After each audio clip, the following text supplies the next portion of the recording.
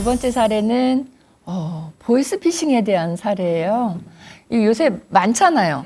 우리 사회에 보이스피싱이라는 게 들어온 게 참 오래됐는데 좀 약한 분들, 취약한 분들이 많이 당한다고 하죠. 근데 아니에요. 저도 당하겠더라고요. 선생님들도 그런 연락 받아보신 경험은 있으시죠? 그러니까 우리 국민들이 이런 연락을 안 받아본 분이 드물어요, 사실은. 근데 받기는 다, 그러니까 그 정도, 누구나 다 받을 정도면 이게 얼마나 만연해 있는가를 우리가 느낄 수가 있거든요. 근데 그럴 때 이거에 넘어가느냐 안 넘어가느냐는요, 무슨 뭐 똑똑하면 안 넘어가고 그런 거 없는 것 같아요.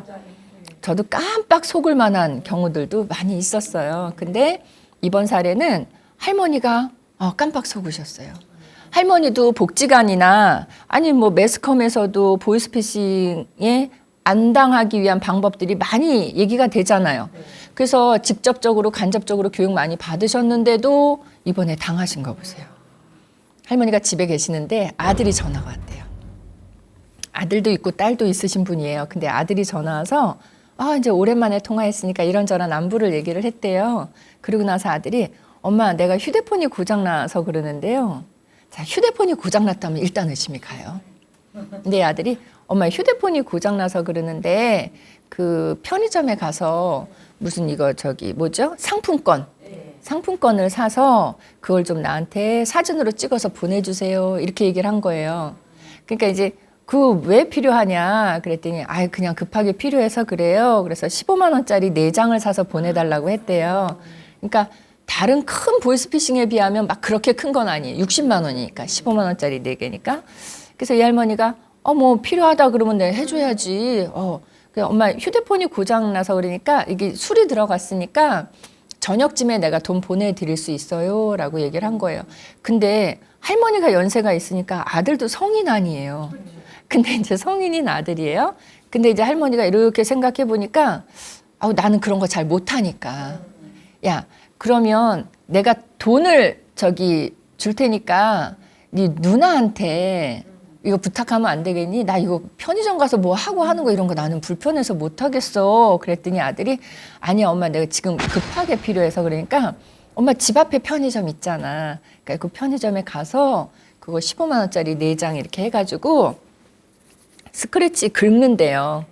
긁으면 거기 무슨 번호가 나오면 그걸 사진 찍어서 보내달라고 하더래요. 근데 할머니가 그런 거 할 줄을 모르니까 그래서 이제 누나한테 부탁해라. 돈은 내가 주마. 이렇게 했던 건데 아들이 급하니까 엄마가 빨리 해주세요. 이래서 이제 할머니가 알았다. 그리고 편의점으로 가셨어요. 편의점에 가서 아들이 얘기한 대로 15만 원짜리 이제 4개를 샀어요. 사고 시키는 대로 이제 스크래치 긁는 걸 하니까 할머니는 잘 모르니까 그 점원 아르바이트생한테 그 우리 아들이 그걸 해갖고 사진 찍어 보내달라 그랬다고 그러면서 이거 좀 해달라고 그렇게 얘기를 했더니 이제 점원이 또 열심히 또 해주는 거야 할머니니까 그 해주고 있는데 할머니가 기다리면서 근데 그거 갖고 뭐 하는 거예요? 그러니까 그거를 뭐 했어요? 이렇게 물어본 거예요. 그랬더니 할머니 이거 게임 하는 거예요. 아드님이 게임 좋아하시나 봐요. 이렇게 얘기를 한 거예요. 그때 할머니 생각에 우리 아들은 게임 안 하는데 이런 생각이 들었던 거예요. 왜냐하면 어릴 때도 청소년기 때도 게임을 안 했대요. 이 아들이. 그래도 뭐 아들 부탁이니까 이렇게 다 해가지고 사진을 탁탁탁 찍어서 이제 보냈어요. 아들이 얘기한 대로 딱 보내주고 그리고 이제 집에 왔는데 할머니가 생각에 이제 왔으면 보냈다고 한번 통화를 해야 될 것 같아서 아들한테 전화를 했어요. 근데 이번에 전화한 거는 아까 임시로 쓰는 전화가 아니고 원래 아들한테. 그러니까 할머니도 무의식 중에 깜빡한 거예요. 아들 그게 고장나서 술이 들어가서 그 번호로는 전화가 안 된다는 걸 깜빡하고 전화를 아들 번호를 누른 거예요. 그랬더니 이제 아들이 받더래요. 그때까지도 이제 생각을 못하고 그거 보냈다. 그러니까 할머니는 이 번호랑 왜 달랐는지에 대한 기억은 이제 까먹었었어. 그러니까 나는 나의 임무를 했으니까 아들한테 그거 보냈다. 야, 근데 너는 어릴 때도 안 하던 게임을 하냐 다. 그랬더니 아들이 나 게임 안 해 엄마. 그럼 뭘 보냈는데 그런 거예요. 그때부터 이제 아들이랑 대화하니까 그때부터 안 맞는 게 생긴 거예요. 그 전까지는 몰랐다가. 그래서 아니 네가 그거 아까 뭐 고장 났다고 편의점 가서 상품권 사서 보내라 그래서 야, 그 아르바이트생이 열심히 해줘갖고 내가 다 사진 찍어 보냈다. 그랬더니 이제 아들이 그때서 이제 젊으니까 빠르게 이제 알아차린 거예요. 엄마 아무래도 보이스피싱 당한 것 같다고. 그렇게 해서 이제 경찰에 신고를 하고 진행을 해보니까 60만 원 중에 30만 원은 벌써 써버리고 없대요. 그리고 30만 원은 남아 있는데 그래서 이제 이거 정지가 되고 막 했겠죠. 했더니 이제 신청이 됐고 그래서 이제 할머니가 저한테 상담하시면서는 선생님 내가 영 바보가 됐나 봐요. 나이 드니까 나 이런 거 뉴스에서 보면서 저렇게 멍청하게 저런 거 당한다고 그렇게 흉보고 우리도 복지관 가면 맨날 교육받는 게 이건데 내가 그거에 그렇게 넘어갈 줄을 몰랐어요 라고 얘기를 하더라고요. 그래서 이제 그 결과가 어떻게 됐습니까? 이렇게 물어보시는데 해봤더니 아까처럼 반을 썼다고 하는데 제가 또 알아봤더니요. 그 번호를 등록을 하잖아요. 이제 게임이든 뭐든 자기가 사용할 곳에다 등록을 하면 쓰고 잔액이 40% 정도 남았을 때는 환불이 된대요. 근데 전액 환불은 안 된다는 거예요. 그래서 지금 이제 경찰 쪽을 통해서 그 돈은 환불 받을 수 있도록 조금이라도 그렇게 하고 있는데 할머니 그러시더라고요. 그래도 선생님 60만 원 뭐 크다면 크고 적다면 적은 돈이지만 그거 없애고 제가 아주 큰 공부했네요 라고 얘기를 해요. 근데 여기서 이제 우리가 느낄 수 있는 게 보이스피싱 하면요. 우리도 지금이야 이렇게 막 이렇습니다. 저렇습니다. 이럴 땐 주의합시다. 이렇게 얘기하지만 사실 닥쳤을 때 어떻게 할지 몰라요. 그 할머니처럼. 근데 그래도 미리 이제 얘기를 나눠보면 보이스피싱의 특징은요. 급하다고 얘기를 하는 거예요. 급하다예요. 그러니까 아까도 보면 할머니가 나는 그런 거 잘 못하니까 내가 돈은 보내줄게. 그러니까 누나 보고 그것 좀 하라 그러자 했더니 그렇게 하려면 좀 시간이 걸리잖아요. 그러니까 아들이 아니에요. 지금 급해서 빨리 해줘야 돼요. 이렇게 얘기를 하잖아요. 그러니까 보이스피싱의 특징 중에 하나는 급하다라는 부분이에요. 그리고 이 휴대폰이 고장났다는 거 엄청 많이 옵니다. 네, 그래서 뭐 액정이 고장났다 뭐 이런 얘기하면서 그래서 지금 다른 번호로 하고 있다 이런 얘기들 참 많이 오죠. 그리고 일단 전화로 우리 인터넷 뱅킹을 할 때는 뭐 이렇게 공인 인증이라든가 본인을 인증해야 되는 절차가 많은데요. 전화로 뱅킹하는 부분은 인증 절차가 그거보다는 간단하답니다.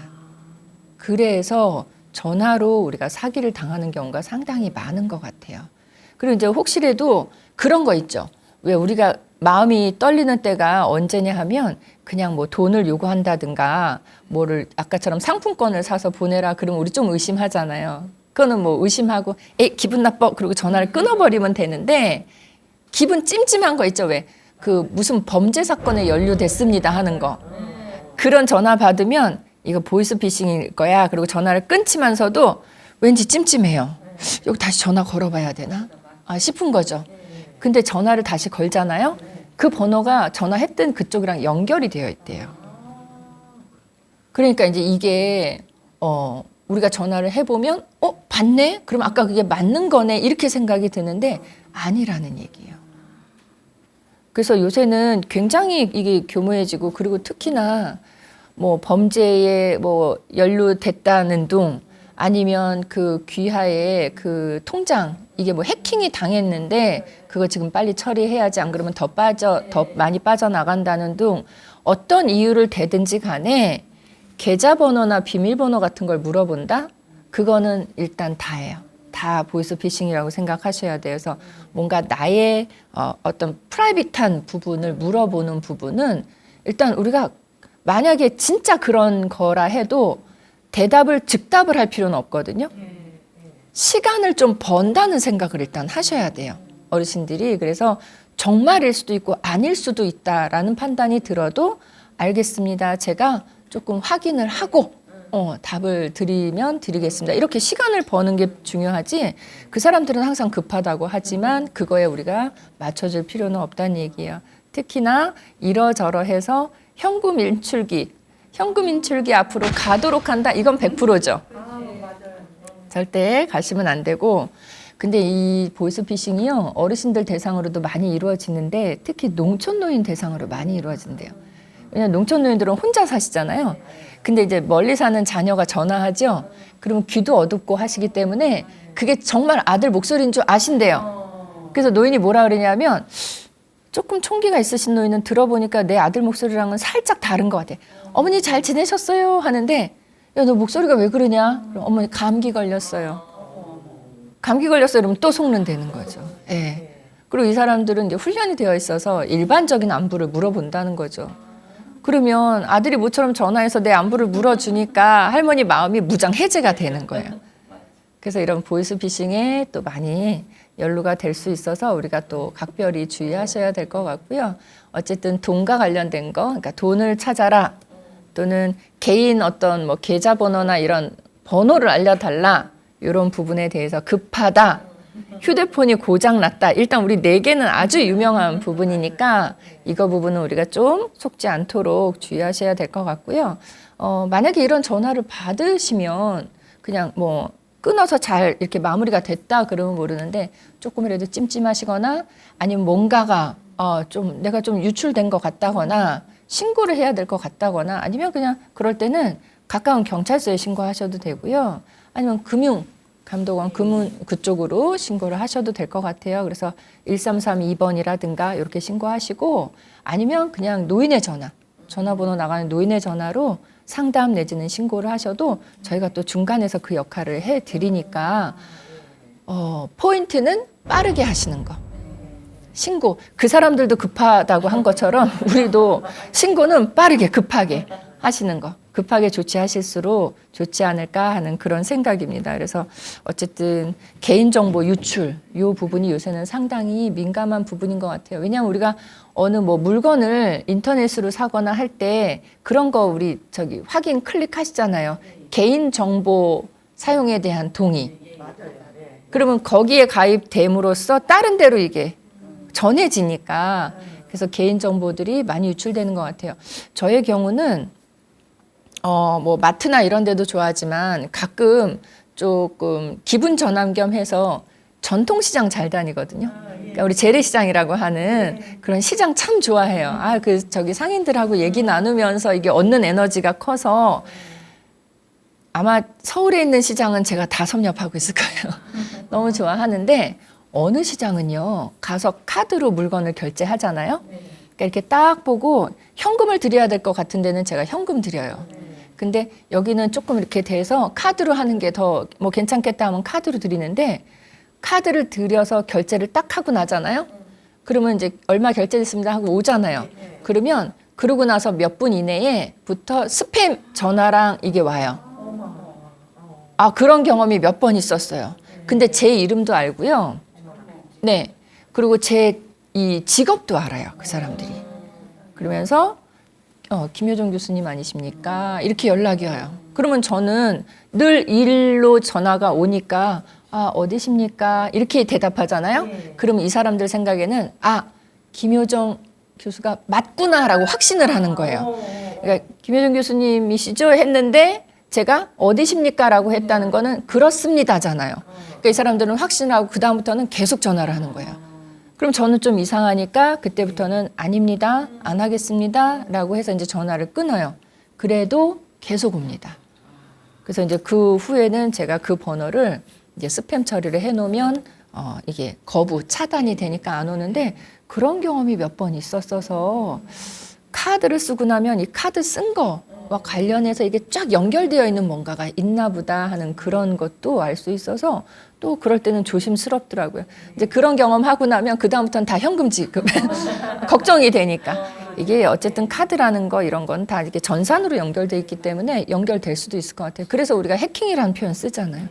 그래서 저도 그렇고 선생님들도 그렇고 지금까지 보이스피싱을 안 당한 거지 우리가 언제 또 어느 위험에 노출될지 모르는 상황이어서 이런 공부는 끊임없이 해야 되고 우리가 신고할 수 있는 전화번호 이런 거 하나쯤은 알아두시면 좋을 것 같아요. 금융감독원의 콜센터가 있어요.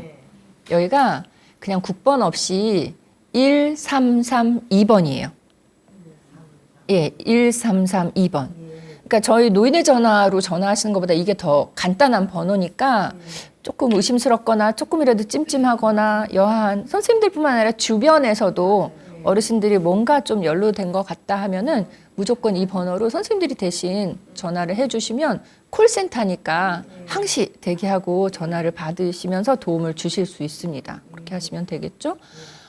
자, 두 번째는 보이스피싱 사례였어요. 우리 이제 안 당하면 좋은데 이게 워낙 오래됐죠. 우리나라에 보이스피싱 들어온 게 우리가 이런 얘기 들은 게 10년도 더 됐죠. 옛날에는 어르신들이 상당히 많이 당하셔서 보이스피싱을 어르신이 당하시는 그 내용으로 영화도 만들어졌어요.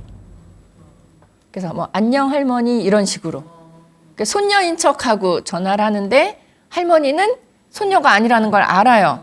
근데 독거노인이라 외로우시니까 그걸 받아줘요. 이 10대 여성에 대해서 얘도 오죽하면 이럴까 해서 그걸 받아주시더라고요. 모르는 척하면서. 그러니까 얘가 계속 할머니한테 이제 돈을 받아가고 하는데 할머니는 그거를 그냥 정말 넉넉한 할머니의 품으로 알면서도 속아주더라고요. 그런 영화가 만들어질 정도니까 우리 사회의 노인을 대상으로 하는 이런 범죄에 워낙 많은 것 같습니다. 이번 사례 함께 하시면서 혹시 궁금하신 점 있으시면 질문하시죠. 그러면은 은행이나 금융회사나 공공기관에서 전화번호로 온 전화는 받아도 괜찮은 건가요? 그 궁금하실 텐데 아까도 잠깐 말씀드렸지만 요새 이게 워낙 발달해서요. 그 선생님이 말씀하신 공공기관에서 온 전화라고 받아들이시는 거 그거는 이 번호를 보시고 아시는 거잖아요. 근데 그 발신번호 그거 조작도 요새는 가능하대요. 그러니까 이제 우리가 전화가 울렸을 때 이렇게 보면 어떤 공공기관이 뜨지만 이거조차도 조작을 한 번호의 가능성이 높다는 얘기예요. 그게 충분히 가능하기 때문에. 그래서 공공기관 뭐 이렇게 우리가 알만한 믿을만한 데에서 온 것 같다 해도 아닌 경우가 많으니까 일단 걸려온 전화에 응답하시는 건 하지 마시고요. 내가 필요시 재전화를 하는 게 오히려 낫습니다. 그리고 공공기관에 계시는 분들은 늘 하시는 말씀이요. 우리는 그런 일로 전화를 드리지 않습니다. 그게 필요할 때는 우편물로 드리든가 이렇게 하지 전화로 그렇게 해서 뭐를 알려달라고 하지 않는데요. 그러니까는 전화번호에 그런 기관이라고 찍혀도 일단은 우리 이제 의심을 일단은 해야 되는 사회지만 의심은 해도 지나치지 않는 것 같습니다. 의심이라고 얘기했지만 사실 우리 입장에서는 조심을 하는 게 될 테니까요. 조심의 조심을 거듭하고 하면 좋을 것 같습니다.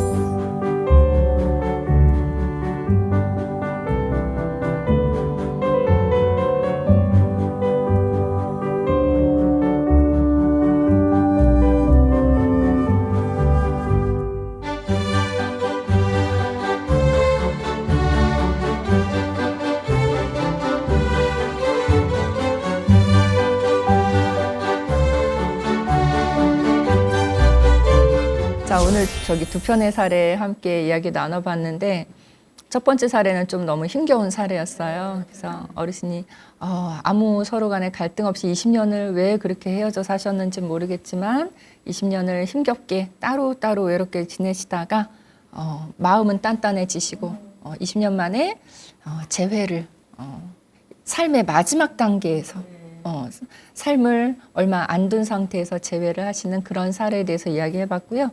두 번째 사례는 우리 사회에서 우리가 또 조심을 하셔야 되는 보이스피싱에 대해서 함께 이야기 나눠봤습니다. 오늘도 두 편의 사례를 통해서 어르신들이 어떻게 생활하시는지 위험한 생활, 슬픈 생활에 대해서 이야기 나눠봤어요. 다음 주에도 또 다른 사례를 가지고 찾아뵙겠습니다. 오늘도 함께 해주셔서 감사합니다.